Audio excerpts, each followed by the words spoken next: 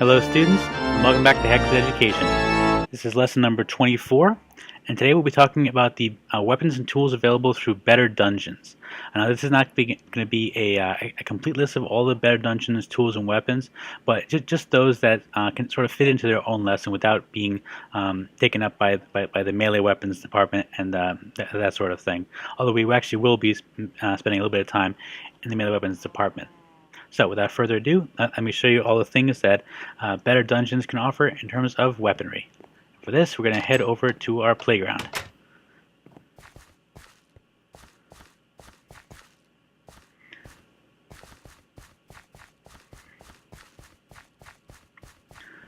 Okay, and here we are.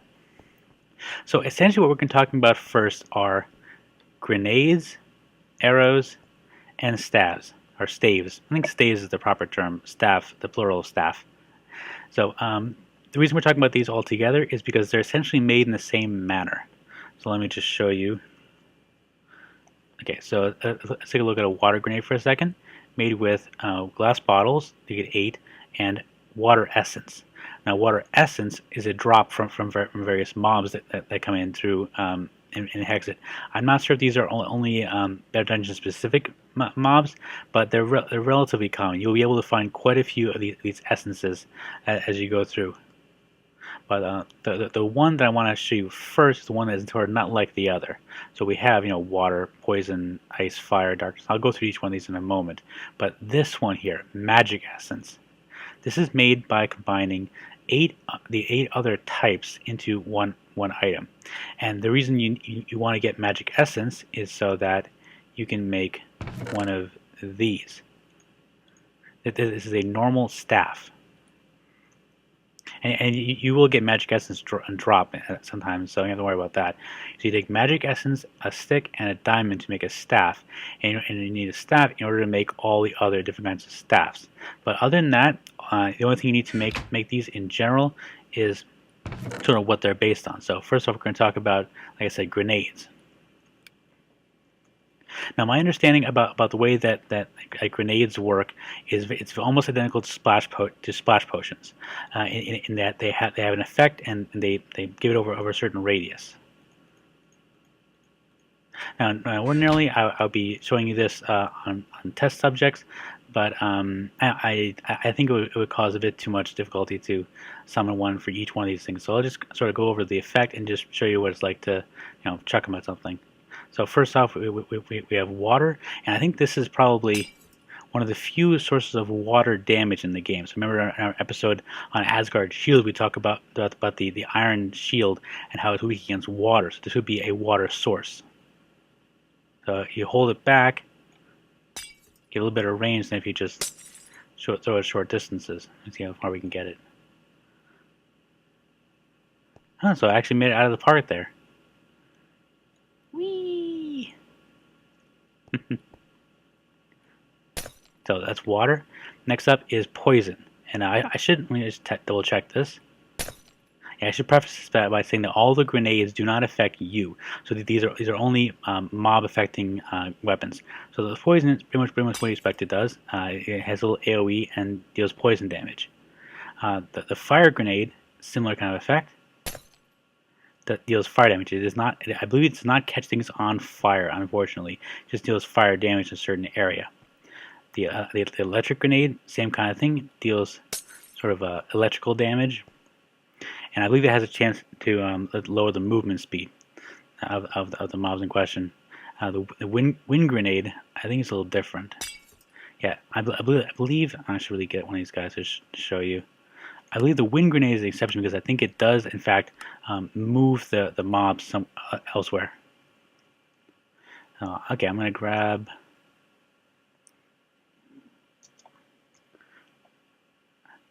some skeletons.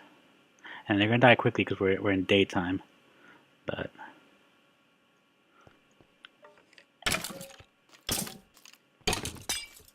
yeah, see? The wind grenade, in addition to dealing with damage, also sort of pushes them off in a certain direction. And the light grenade is a little bit unusual in that if you're damaged, throw it down on the floor, it will in fact heal you. So it gives you a little bit of regeneration for a few seconds. But the strange thing about the life grenade is that if you throw it at undead, it will damage them. But if you throw it at non-undead, sort of neutral mobs and that kind of thing, it won't do them any damage. Not sure if this affects Endermen or not. I'm really not sure about that.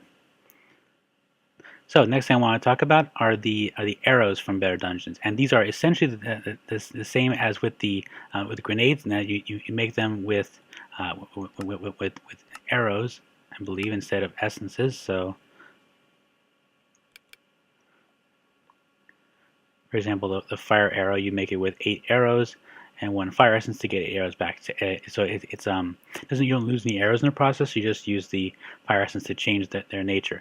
And these are fired just with any kind of vanilla bow, and we can actually test that easily because we happen to be in our playground. So I've got access to some bows over here. So I think, yeah, this is the vanilla bow. And I'm fairly sure all the blazing bows will also work with this. And the way you can tell, and if you're having your hotbar, I believe it will prioritize the one that is closest. So let's see. Yeah, so the one that's closest to it. So as you can see, it's just dealing normal damage, placing one at a time. But if the wind arrow happens to strike an enemy, it will push them back farther. The electric one deals electric damage. Oh, I should preface this by saying that the normal arrow damage rates still apply. This does a small amount of damage among each type, for electric or fire. I think fire actually does set things on fire. That's one difference. The darkness arrow is actually separate because that one actually blinds an enemy temporarily, but doesn't do any additional damage. So it has its drawbacks. The fire arrow, I believe, does set things on fire. So let me check. No, it doesn't look like it's setting things on fire. But it is quite useful if you imagine firing this in the dark. That's actually a little buggy. Imagine firing this in a darkened cave. It gives you a little more illumination to see by. But let me just check this, because this is a, what is this? This is a frostbow. So this should also work. Yes. So okay. So this is from more bows. So any vanilla or vanilla style bow will work with this. The short bows from Tinker's Construct will not work. They're just not compatible with that type of firing, I believe. You know, actually, let me check before I say that. So manually short bow, arguably one of the crappiest bows in the game. No, it does work. Okay, so pretty much any bow will function. So that's fire. The ice arrow, I believe, functions similar to the way that the frost bow works, in that it will freeze water. Got the little impact over here from our last test of the frost bow. So let me just check here.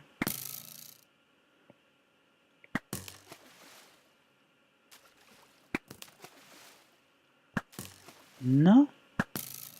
No, I think this one. What this does is it slows down enemies temporarily. So I can shoot a fish in a barrel. No. Oh, I could. Yep, we got temporary slowness there. Okay, and the poison arrow, again, that does damage over time. The life arrow functions similar to the life potion, I believe, in that if you fire this at an ally, it will heal them, but if you fire it at an undead, it will harm them. And the water arrow is similar to the water grenade. It deals water damage specifically. In general, I think that the fire is a little more useful, even though fire and water, I think they deal the same amount of elemental damage. The fire is more useful because if you fire it in low light conditions, you can actually see a little better. So those are the arrows, and in general, you will find quite a bit of essence. So if you manage to stockpile a whole bunch of it and not sure what to do with it, grenades, arrows, if you can remember to actually use them. Very often, I find I'll make a bunch of these, but I'll forget to actually use them in actual combat situations. Okay, next up are these staves. And these, like I said, they essentially function the same way as the grenades and arrows. Each one depends on which essence you use to create them. So the healing staff but obviously it heals other players. I'm pretty sure it does not heal you. Yeah, because you have to target someone. You can't target yourself, unfortunately. But very useful in PvP environments. The water staff, poison staff, ice staff, dark staff. Yeah, so the wind staff, you hold it down, it creates a wind in front of you, and it's taking durability as you do that. The I'm actually going to get back to this one in a minute. The dark staff, I actually fires little energy balls. Somewhat useful. Fire staff, this one's fun. It kind of gives a cone attack. So this is one click. You can also hold down. So that's kind of fun. Doesn't do a heck of a lot of damage, unfortunately. It's more for like effect, if anything else. The ice staff. Okay, so I don't think ice staff is working currently. I'm not sure why, but that's that. Poison staff. I think that's a.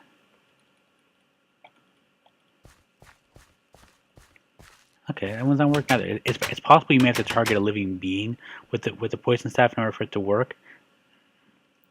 Oh, let's go to the test. Yep, that's it. Okay, so ice staff.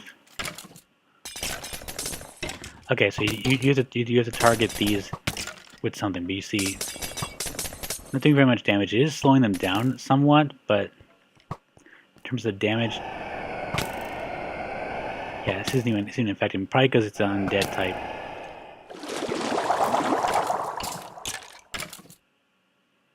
Yeah, I was gonna save that for later, but that was kind of cool, wasn't it? The water staff actually encapsulates enemies in a water bubble, sends them upwards, taking drowning damage, then drops them down again. So very cool.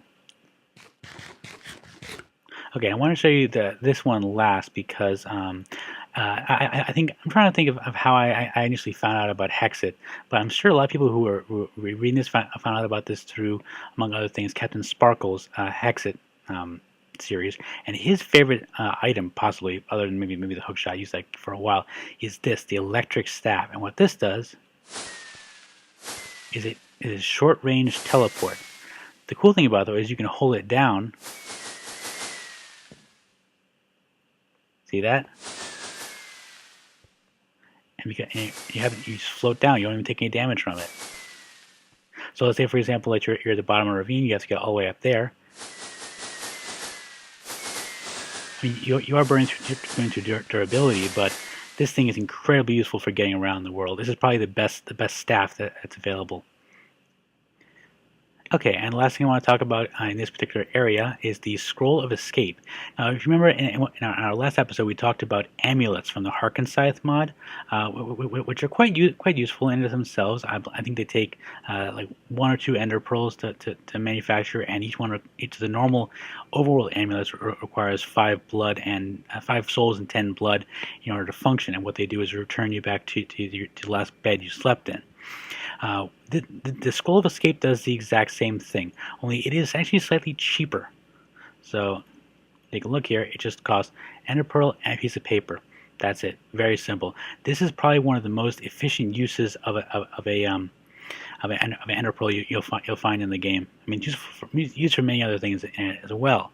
But in terms of just going adventuring in the world and just using an ender pearl and a piece of paper just to get back to your home base, that'll save you a lot of time. And especially when you start looting and you have 4 backpacks full of loot in addition to your regular backpack slot. Just using that to get back home, drop off your stuff, then go back out and loot some more stuff.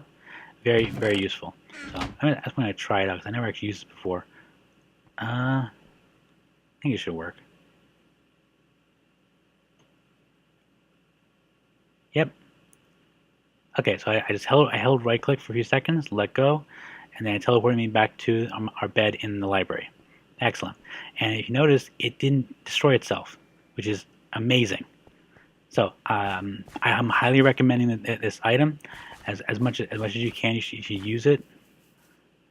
The only downside is that you're back at your base. It may not necessarily be where you want to be, but if you're in a bad situation, it just costs 1 ender pearl, 1 paper just to get yourself out of that situation.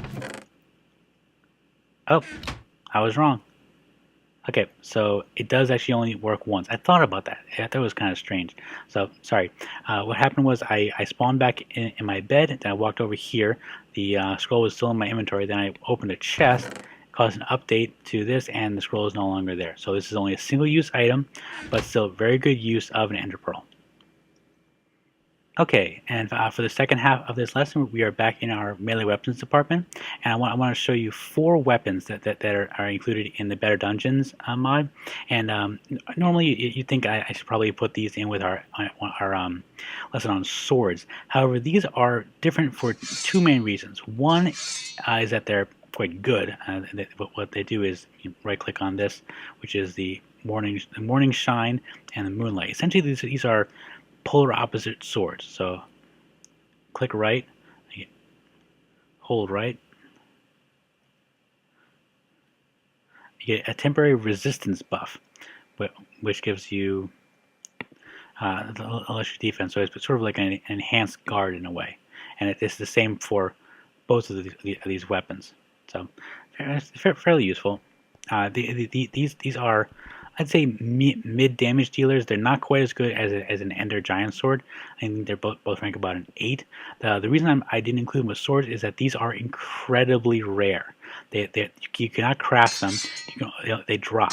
The Morning Shine here drops off of the Spectre Lord from Better Dungeons castles, a minimum of 4,000 blocks away from spawn. The Moonlight drops off of the Goblin Boss, which is from a Goblin Boss castle, which at least 1,000 blocks from spawn. So it is very unlikely you'll ever actually see these in Hexxit unless you specifically look for them. If you happen to find them, good on you. But again, they're not as good as an epic enchanted out Ender Giant Sword, or even a Diamond Giant Sword for that matter. So I also want to mention these 2 weapons, or rather, this is a diamond spear, and these also come in their iron version, but the diamond's a little bit more durable. And I think they're relatively. Let me see here. Yeah, they're relatively simple to make. All you need is a handle, which is made from iron and sticks. This is used in a number of Better Dungeon weapons, including the dagger, which we saw several episodes back. And you just add that with a stick and an iron ingot, or with a diamond, you put it with a diamond. And it does a little bit of damage. I think it's a little bit less than a vanilla sword. The main benefit of the spear, however, is that when you right click and use this and let it go, it actually deals double damage. But it's actually a little bit slower. But the thing is, it's double vanilla damage. So theoretically, it could be 10 damage for the iron and 14 for the diamond. And just for comparison, the vanilla sword I think does 8 damage. So that's sorry, vanilla diamond sword does about 8, I think, or maybe it's 7.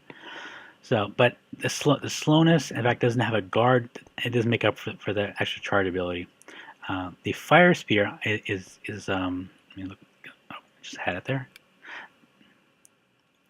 The fire spear does not actually have a crafting recipe because it is a drop. You get this from one specific boss, and it's very unlikely you actually will find this either. I'm hoping to find it, but we'll see. This is from the volcano dungeon. Once you find a volcano dungeon, not to be confused with a volcano biome. A volcano dungeon, deep down underneath that in the dungeon tunnels, there is an exterminator prototype, which sometimes drops this fire spear. And there are no mobs right here, but I'm gonna go outside because I'm actually curious what this does too. This is essentially like a fire spear. Sorry, like a fire staff.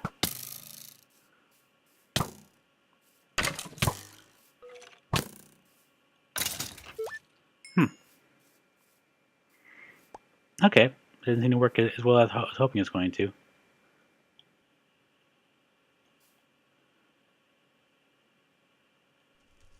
Oh, that's what it is. Sorry, I didn't wait long enough. So, let's get him back here. Hold it down, wait for it to flash, and then,